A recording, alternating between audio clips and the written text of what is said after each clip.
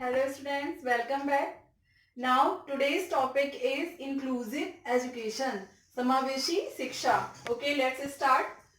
समावेशी शिक्षा का अर्थ जान लेते हैं. सबसे पहले समावेशी शिक्षा में एक normal students plus disable students, ये दोनों मिलकर के एक सामान्य छात्र और एक दिव्यांग छात्र मिलकर के बनाते हैं इंक्लूसिव स्टूडेंट, समावेशी छात्र. और जो ये छात्र शिक्षा ग्रहण करते हैं उनको, उस एजुकेशन को हम क्या कहते हैं? इंक्लूसिव एजुकेशन, समावेशी शिक्षा.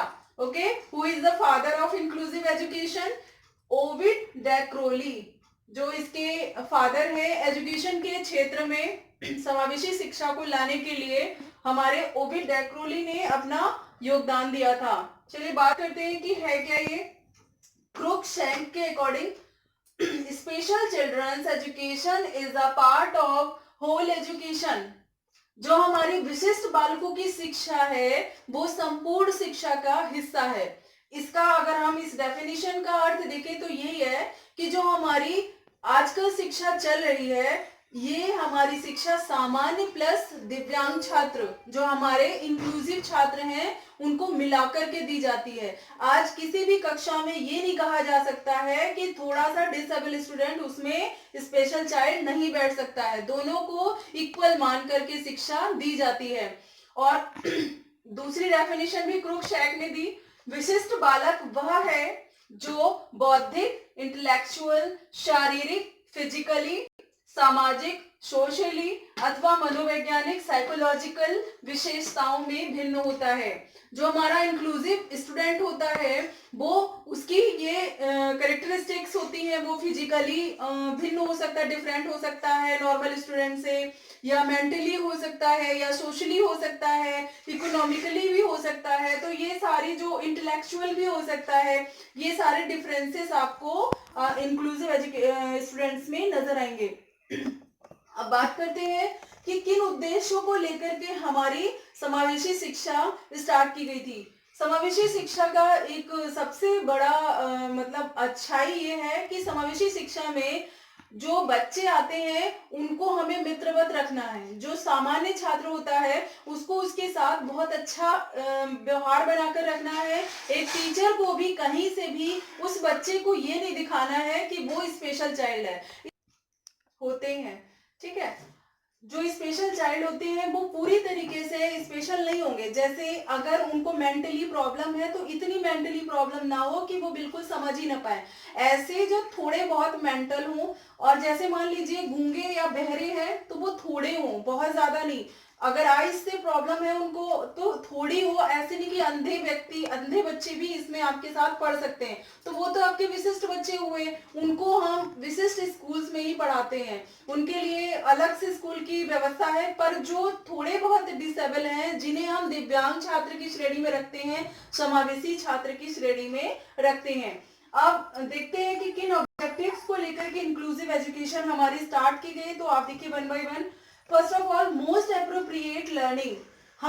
हमारा जो उद्देश्य है वो सबसे पहला क्या है कि जो हम समावेशी बच्चे हैं उनके लिए बहुत अच्छी लर्निंग कराएंगे, उन्हें बहुत अच्छा ज्ञान कराएंगे, तभी वो नॉर्मल स्टूडेंट्स की तरह रिएक्ट करेंगे. और हमारा जो इंक्लूसिव एजुकेशन का जो लक्ष्य है मेन, वो यही है कि उन ऐसे बच्चों को अच्छे से ज्ञान कराना ताकि वो हमारे साथ चल करके अपना नाम, अपनी फैमिली का नाम और अपने समाज का नाम रोशन कर सके. नेक्स्ट है डेवलप मेंटल एबिलिटी. उनकी मेंटल एबिलिटी को डेवलप करना, समावेशी छात्रों की मेंटल एबिलिटी को बढ़ाना हमारा उद्देश्य. जैसे एक हम सामान्य बच्चे के साथ करते हैं, उनकी मेंटल एबिलिटी को डेवलप करते हैं, सेम हमको इंक्लूसिव स्टूडेंट्स के साथ भी यही करना होगा. उन्हें ये नहीं दिखाना होगा कि आपको ये प्रॉब्लम है तो आप ये नहीं कर सकते. आप उनके लिए जो सही तरीके का ज्ञान देंगे जो उनके लिए जरूरी हो. नेक्स्ट है लर्निंग इन्वायरमेंट. सीखने का इन्वायरमेंट भी तैयार करना, क्योंकि लर्निंग इन्वायरमेंट बहुत वैल्यूएबल होता है। जब तक हम लर्निंग का इन्वायरमेंट तैयार नहीं करेंगे तब तक हमारा बच्चा ठीक से ज्ञान हासिल नहीं कर पाएगा। तो समावेशी छात्रों के लिए हमें लर्निंग इन्वायरमेंट में भी बनाना होगा। हमारे जो सामान्य छात्र हैं उनको भी अपना सहयोग उनको देना होगा, क्योंकि जब तक वो सहयोग नहीं करेंगे तब तक उनकी शिक्षा ठीक ढंग से नहीं हो पाएगी। नेक्स्ट है बेस्ट अपॉर्चुनिटीज। उन्हें भी बेस्ट अवसर देने होंगे, अच्छे अवसर देने होंगे कि वो लाइफ में कुछ कर सकें, अपने पैरों पर खड़े हो सकें, अपने घर बार को चला सकें। तो वही है, उन्हें भी अच्छे अवसर प्रोवाइड कराने होंगे। अब मान लीजिए लाइक किसी को पैर से कोई प्रॉब्लम है, तो लेकिन वो पैर से प्रॉब्लम है, भाग नहीं सकता है, ज्यादा जल्दी चल नहीं सकता है, पर वो उसकी जो मेंटल एबिलिटी है उसको तो हम डेवलप कर सकते हैं ना। तो वो कहीं कुछ और कर सकता है, कुछ और क्रिएटिव वर्क कर सकता है, तो हमको उसी की तरीके से उसको ज्ञान हासिल कराना है। फिर प्रोवाइड इफेक्टिव टीचिंग। उसको जो शिक्षण कार्य है बहुत इफेक्टिव तरीके से हमको प्रोवाइड कराना है। हमारी जो टीचिंग है हमको उसको चाहे क्रिएटिव तरीके से इफेक्टिव बनाना हो, चाहे किसी भी वे से इफेक्टिव बनाना हो। अब मान लीजिए किसी बच्चे को कानों में थोड़ी प्रॉब्लम है, तो हम ऑडियो विजुअल एड्स का भी यूज कर सकते हैं या हम उसको आगे बढ़ा सकते हैं। इसी तरीके से अगर कोई बच्चा आंखों से ठीक से नहीं देख पा रहा है तो हम उसको आगे की सीट पे बैठा सकते हैं।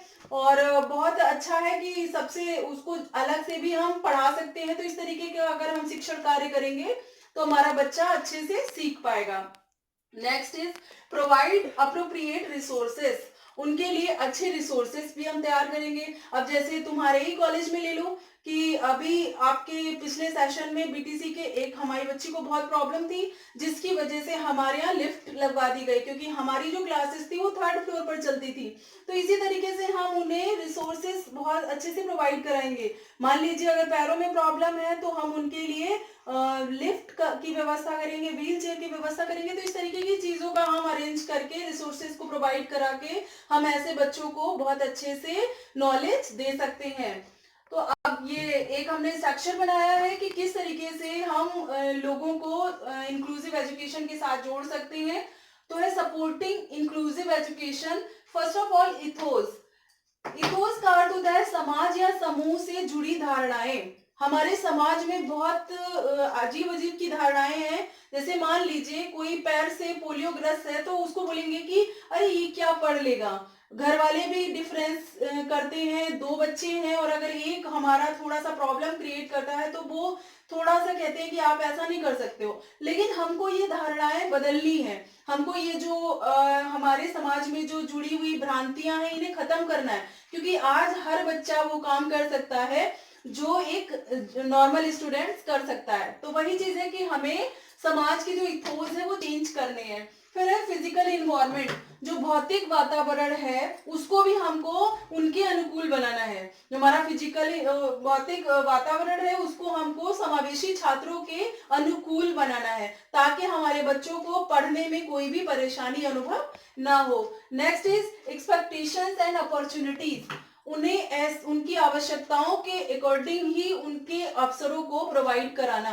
उनकी जैसी आवश्यकताएं हैं हमें उनके लिए वैसे ही अवसर देने होंगे, ताकि वो भी अपना नाम रोशन कर सके, आगे बढ़ सके और जी सके, अच्छे से अपना जीवन यापन कर सके। नेक्स्ट है लर्नर्स स्किल एंड एबिलिटीज। जो सीखने के कौशल एवं क्षमताएं विकसित करना। जैसे हम एक सामान्य छात्र की कक्षा में उनके स्किल्स को डेवलप कराते हैं, उनकी एबिलिटीज को डेवलप कराते हैं, सेम हमको समावेशी छात्रों के लिए भी उनकी स्किल्स, सीखने के कौशल और क्षमताओं का विकास कराना है। उसके लिए जैसे मैंने आपको बताया था कि शिक्षण कौशलों का विकास करने के लिए सारे कौशलों को आपको सिखाना होगा कि किस तरीके से वो अपने कौशलों में निपुण हो जाए। उनकी क्षमताएं जो है, जो वो कार्य कर सकते हैं, उनकी कुशलताओं को देखते हुए उनको कार्यभार सौंपना होगा। अब मान लीजिए कोई आउटडोर गेम नहीं खेल सकता है तो आप उसको इंडोर गेम्स करवाएंगे, लेकिन गेम में पार्टिसिपेट तो कराएंगे ही ना। तो वही चीजें हैं। फिर है सेंसरी एटीट्यूड। उनके साथ संवेदना वाला व्यवहार भी करेंगे और उनके दृष्टिकोण को अपने दृष्टिकोण के साथ मिला करके चलेंगे कि उन्हें ऐसा फील ना हो कि वो मतलब प्रॉब्लम में है या वो इंक्लूसिव स्टूडेंट है। हमें उनके साथ एक जैसा समान व्यवहार करना होगा, तभी हम अच्छे से उन्हें आगे बढ़ा सकते हैं। आगे हमारा टॉपिक बहुत लंबा है, चलता रहेगा। और आज के लिए इतना ही। Thank you student.